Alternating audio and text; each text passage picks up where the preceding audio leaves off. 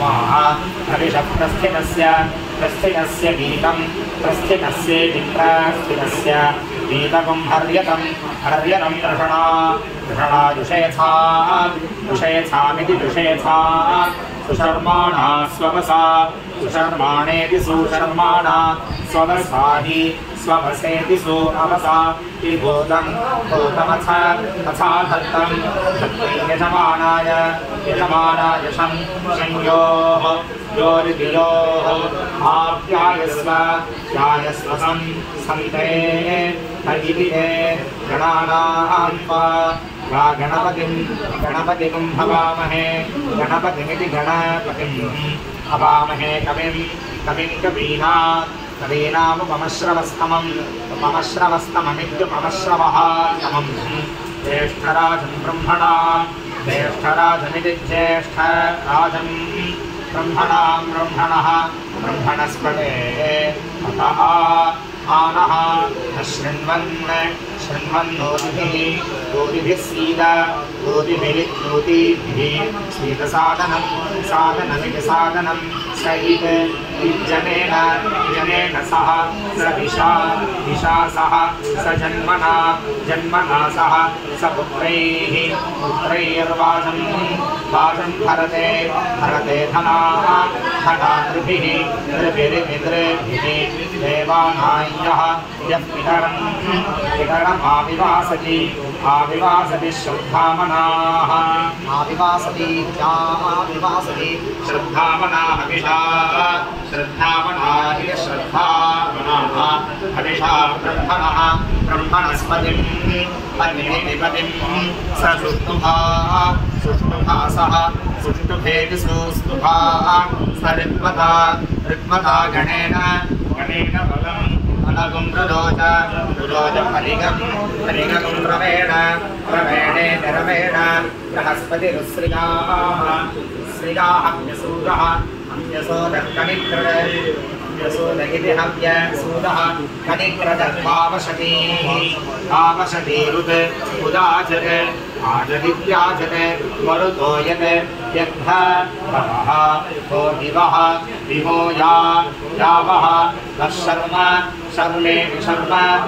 यमायाति आयाति याति वृषभस्तु विष्मान् दाता वसूनां पुरुहूतो अर्हन् पुरुहूत इति पुरुहूतः अर्हन्नित्यर्हन् सहस्राक्षो गोत्रभित् सहस्राक्ष इति सहस्राक्षः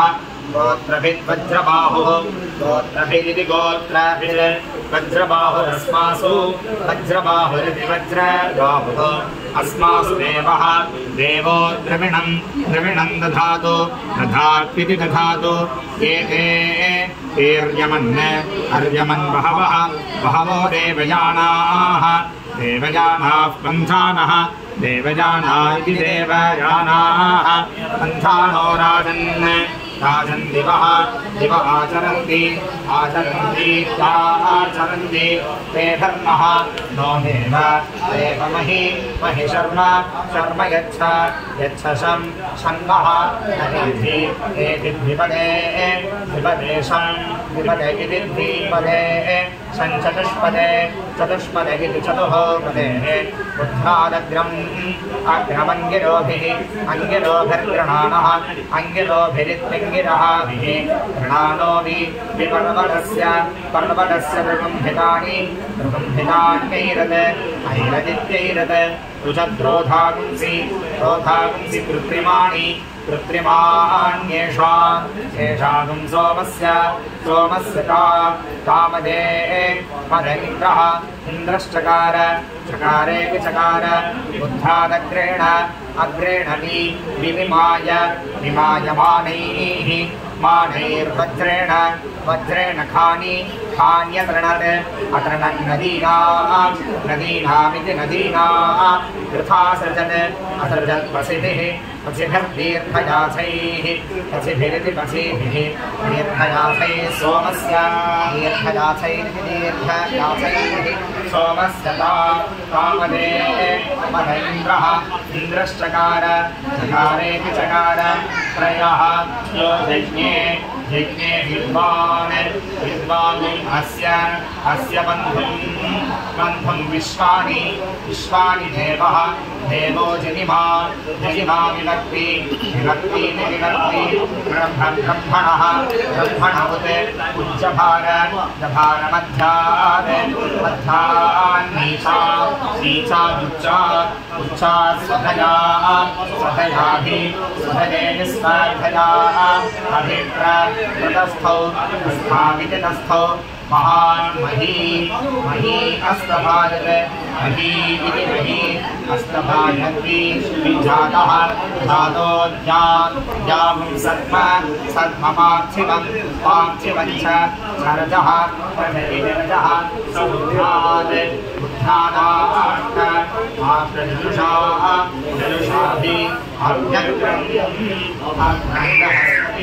बृहस्पतिर्देवता यस्य सम्राट् उत्थाद्यः यो अभ्यर्थ्योजसा ओजसा बृहस्पतिना आविवासन्ति देवाः बलं विपुरः